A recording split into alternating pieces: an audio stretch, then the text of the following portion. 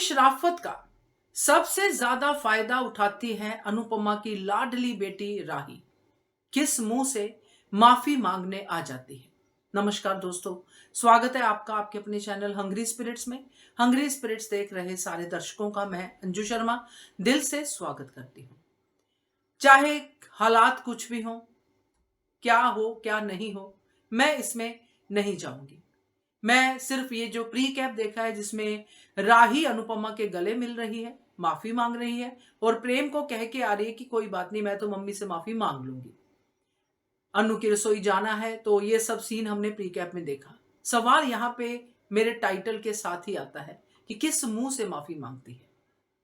चलिए चर्चा करते हैं इसके ऊपर। पहले वही निवेदन, जिन्होंने अभी तक चैनल को सब्सक्राइब नहीं किया है कर लीजिए, साथ में दोस्तों बेल आइकन दबाइएगा ताकि आपको हमारे वीडियोस के नोटिफिकेशन मिलते रहें।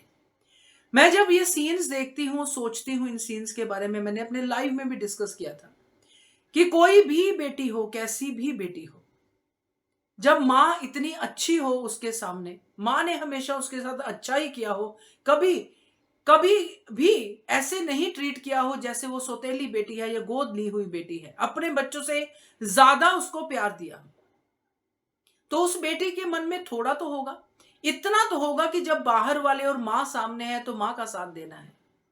ऐसा कभी भी राही का दिखाई नहीं दिया।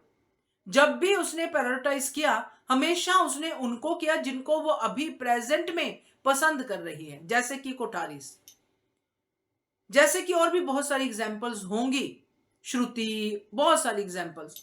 तो जब राही को जो पसंद है उसके सामने अनुपमा खड़ी होती है तो अनुपमा कभी राही की प्रायोरिटी नहीं होती है। तो ये लड़की हमेशा अनुपमा से प्रायोरिटी को रोती रही, अभी भी वही है, इंपॉर्टेंस नहीं मिली। मैं इस बात को सोच के हैरान हूं कि क्या अनुपमा इतनी ज्यादा वीक है मां के रूप में कि उसको नजर नहीं आता कि ये लड़की कर क्या रही है। हर बार माफ कर देना, हर बार माफ कर देना कभी बच्चों को अच्छा नहीं बनाता है, और बच्चे वैसे ही एक से एक बढ़ के हैं। राही आज माफी मांगने आ गई, अनुपमा ने माफ कर दिया, अनुपमा वही करेगी जो अनुपमा को करना है, दैट इज वेरी गुड। उसने राघव को बुला लिया, वो सब कुछ हो गया। बट यहां पे राही का क्या पॉइंट है? राही को जब वसुंधरा कुछ याद दिलाती है तो राही को सारे फ्लैशेस याद आते हैं, एक्सीडेंट से लेके अभी तक के, जिसमें कि नेगेटिविटी है अनुपमा की 3-4 फ्लैश ही है मुश्किल से। मगर जब राही माफी मांगने की बात करती है कि मैं मम्मी से माफी मांग लूंगी, तो क्या राही को उन फ्लैशेस का दर्द नहीं होता जो उसने अपनी मम्मी को कहा? अपने ही ससुराल की दहलीज से मम्मी को मोड़ देना कौन सी बेटी करती है?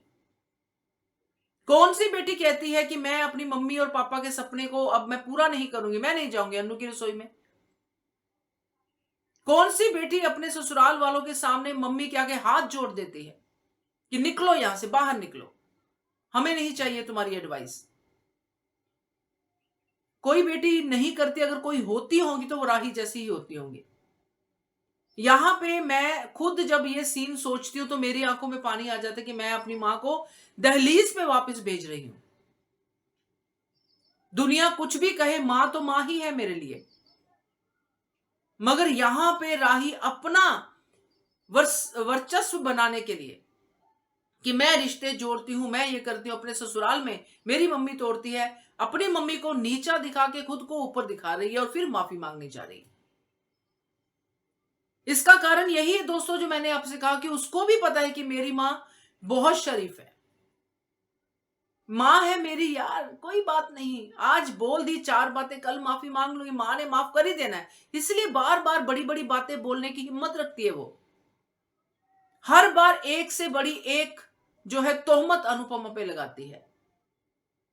ये इसलिए है कि हर बच्चे को पता है कि मां तो माफ कर ही देगी, मां को तो कुछ दर्द होता नहीं है, होता है तो आंसू बहा लेगी, क्या ही हो जाएगा, हम तो बच्चे हैं, हमें तो माफ करना ही है भाई, हम तो उनके लाडले हैं। तो जब ये चीजें आती हैं सामने तो दुख होता है, तो लगता है कि ये शराफत का फायदा उठाना ही है, डोरमैट ही है कि अपना कचरा फेंको, अपनी चप्पल साफ करो, आगे जाओ, फिर चप्पल साफ करो, आगे जाओ, फिर चप्पल साफ करो, आगे जाओ। क्योंकि डोरमेट ने तो कुछ बोलना नहीं है, वो फिर से अपने आप को साफ कर लेगा आपकी अगली चप्पल को साफ करने के लिए। यही है, यही हो रहा है।